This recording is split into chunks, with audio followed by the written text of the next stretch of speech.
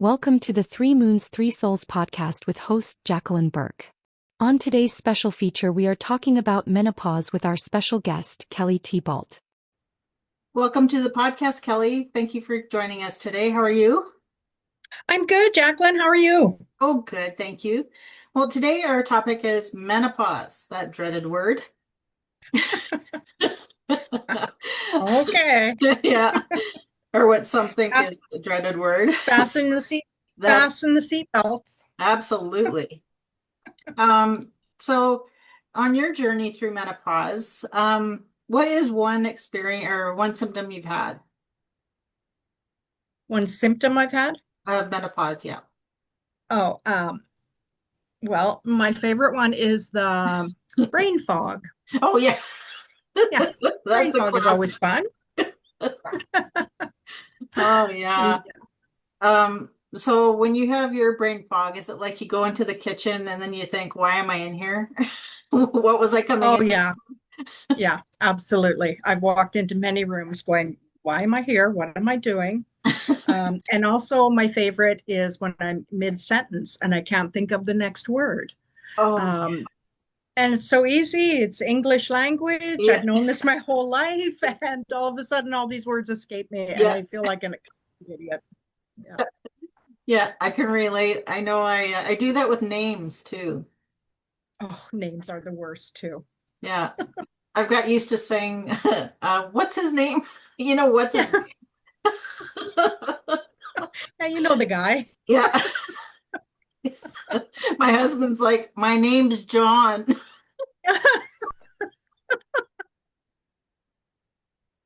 Yeah, okay, Billy Bob. Yeah. Oh man. So, Mhm.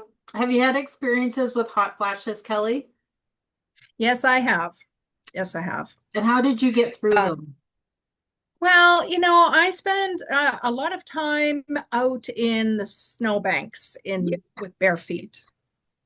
Yeah. It seemed to be the only thing that would really, assist me with that.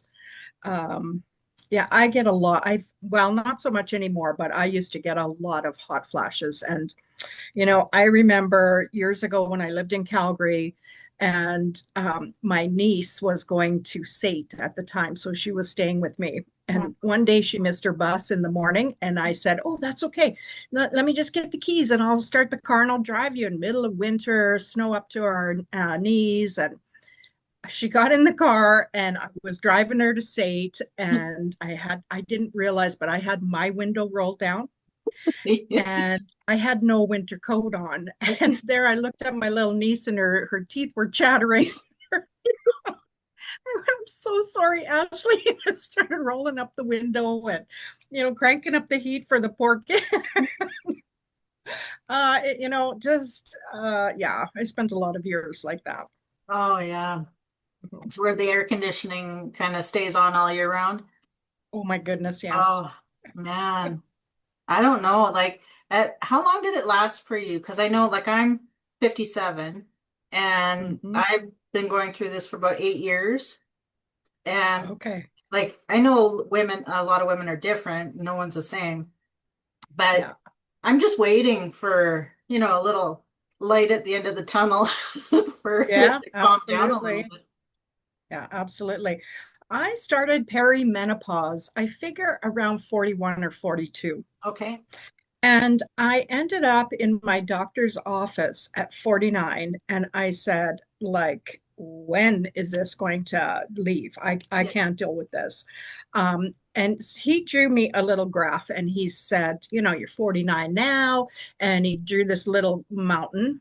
Mhm. And then he said, and here is about halfway. So you're down here and halfway is here. And that's about 55.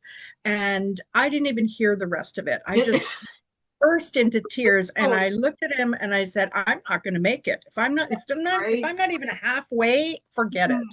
Mhm. Um, I can tell you perimenopause started early and then I would say it's been a couple of years. So I'm going to be 64. Mhm. So it went until I was at least 60 years old that I was having hot flashes. I Okay. still have the brain fog. Yeah. Yeah. Okay, so on average, it's a good, say, 10 years of the hot flashes Yeah, for for some sure. women. Yeah. Yeah, for sure. Yeah.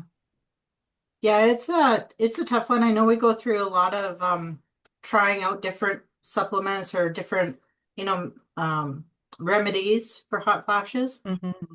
But Yeah. it takes a while to finally figure out what works because you're not just dealing with the one, but you're dealing with the list a mile long of other symptoms that you have to kind of deal with and hoping that maybe one thing you do will cover maybe five symptoms and so you're Yeah. not running there getting supplements for the whole list, Yeah, absolutely. you know. I used to go and I mean, I tried everything. I call it lotions, potions, totions. I Yeah. tried everything. I spent a fortune trying to get some type of relief.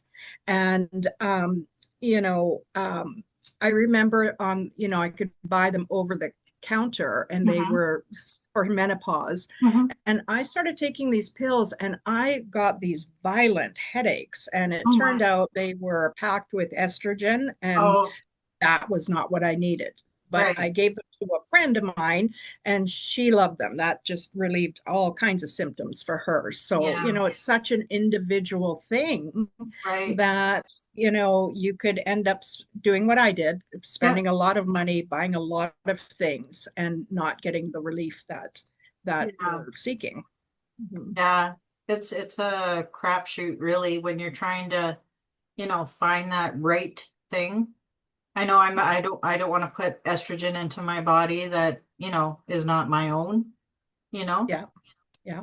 Um, so that, it kind of I had to really look past everything and find what works for me. But Hmm. yeah, it's just the brain fog is a hard one to find something that can help.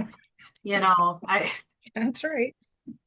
I'm not sure. I don't know what to do. I seriously do not know. I've tried so many vitamins and so many things, and yet I don't know if it is early onset dementia or if it's still No. brain fog or what, but I have no clue because some days I really do wonder.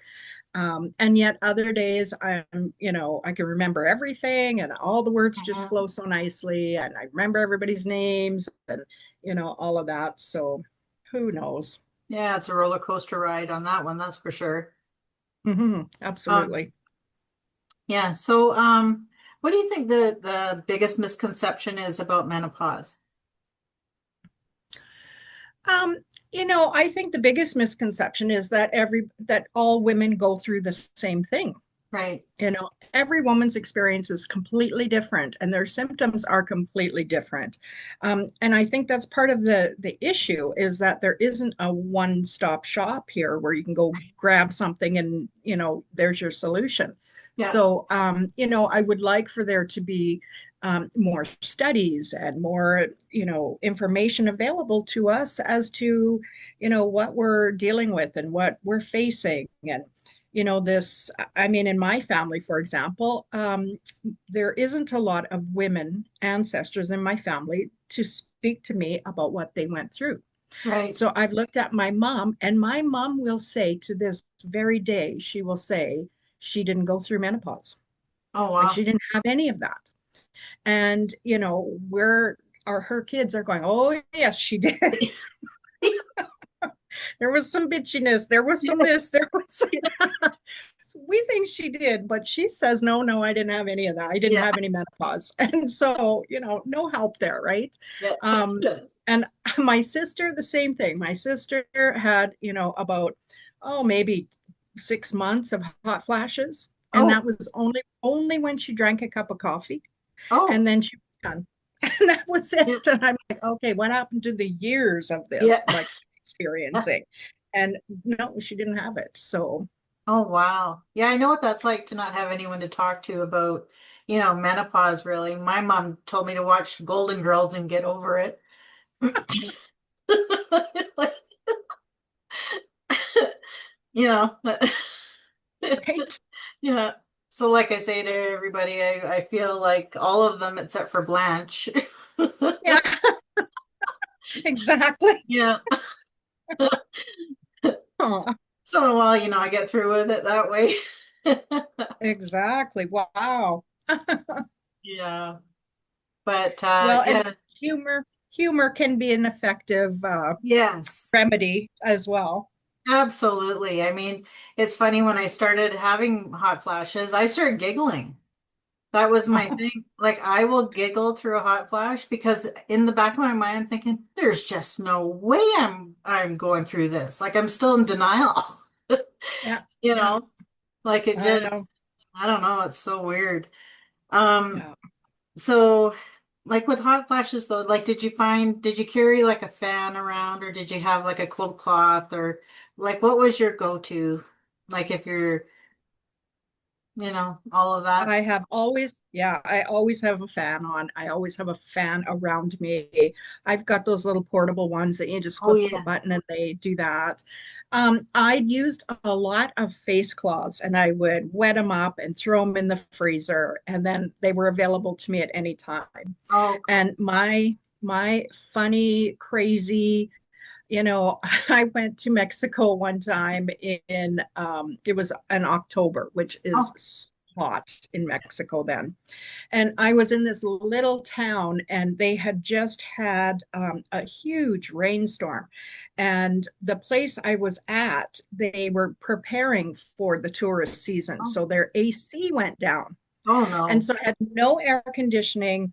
The whole town had just gone through this big flood, and half of the streets were washed out. And so the humidity was just on Oh, fire. And I went, okay, I need to go get some face cloths because yeah, I'm dying here. And so I went down to the front desk, and there was no cabs or anything. It was a small town. yeah. So they lent me a golf cart. So I Oh, got in that golf cart and I drove that sucker down to the the market yeah. because I had to go and buy 2 dozen face cloths Oh to my get goodness. them wet and get them in the fridge. So that I had them tucked into everything. Oh, I bet. Oh my And God. that's how I survived it. That's how I got through that little vacation that I was having. I must have looked like a Looney Tunes Oh on no. that golf cart, swerving around. I'd never driven a golf cart in my life. And I had to swerve around to avoid these big pitfalls of water. Oh my goodness. What I was not, I was determined to go get those face cloths because I knew I wouldn't make it any other way. Oh, yeah. Oh man. Yeah. What do you do when it's not snowing? I mean, you got to put something in the freezer, Yeah, to that's get. right. Magic bags, those little, magic bags. I still have some in my freezer right now to this Yeah. day. Oh, Uh, right on. Well, that's good yeah, advice. yeah. Yeah, I've had so many questions come in, to the podcast from men actually asking, Mhm. how can I like get through this with my wife? Yeah, yeah. And it's very, other than patience, is there anything Mhm. you can recommend to them? I remember my husband, and he was we did a lot of laughing because there was just nothing else that we could do a lot of Yeah. times. You know, um, and he was great at just stepping out of my way. If Yeah. he could see that my temper was going to flare, he just had a great way of just disappearing. Yeah. So, he would do that. And, he went out and bought me flowers a lot. And, Aw. he would go get me a bag of salty chips, or Yeah. just those little things, right? So God bless him, he did do me a lot of Yeah. days there where he would just go get me a treat. Yeah. And he quite often would find something to bring some humor into the situation, and certainly he did a lot of understanding. So Yeah. you know so I did appreciate that. You Yeah. can't, there is no fix, there is no cure, but that softness, and just, let's go out Yeah. for supper today, or let's go, for a walk or a Yeah. movie time or something, just to Yeah. take the pressure off. Yeah. I know humor is really good too, but sometimes like for instance, with my husband, he would used to call it mental pause. Oh, Oh, yeah, until I formed a fist. right. I didn't Yeah. hit him. I would never do that, but it was just because I was so enraged. Like, Yeah. you know, Yeah. that's not fair. It's not, a mental issue. It isn't. Yeah. And Yeah. then he stopped doing it. So Yeah. I'm very That's right. appreciative. I think he was trying different remedies in his brain, what would work, but that one clearly didn't.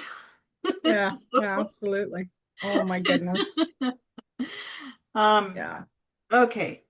So what is the best piece of advice you've received with regards to menopause?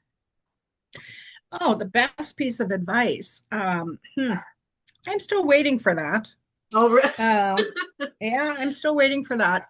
I had a lady tell me one time that I worked with, and she said, I was having a hot flash, and they there was a lot of people that worked where I worked, and a lot of them were always on the cold side, so they never would put the AC on.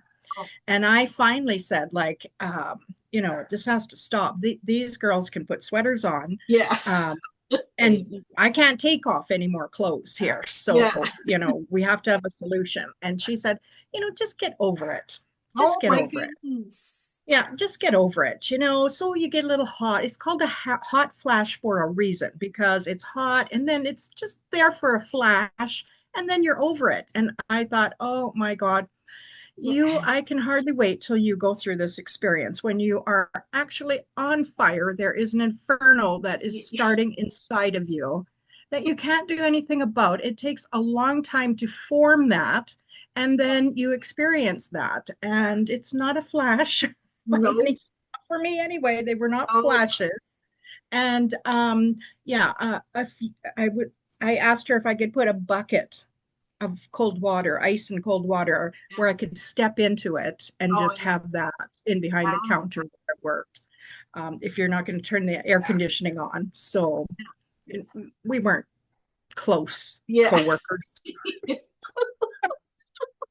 No, we weren't on the same page at all. But yeah, no, I love when people speak about things that they haven't, personally experienced. Yeah. Um, and that was, I hope it wasn't that way for her, that she had that experience where, just remove a sweater and it'll be over in a second. Yeah. Maybe I hope that was the way it was for her because that was not mine.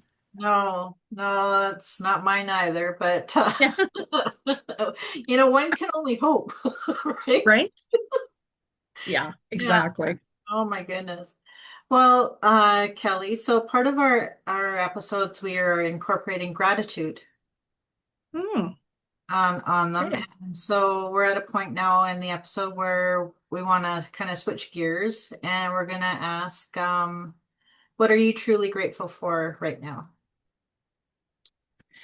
Well, I can say I am very grateful for a lot of things in my world, but one of them, to tie the two, menopause and my gratitude, is and I tell this to my clients all the time now, is menopause was, and some days still is, hell on wheels for me. But I know myself now like nobody's business. Yeah. Like I know myself inside and out, straight to the core.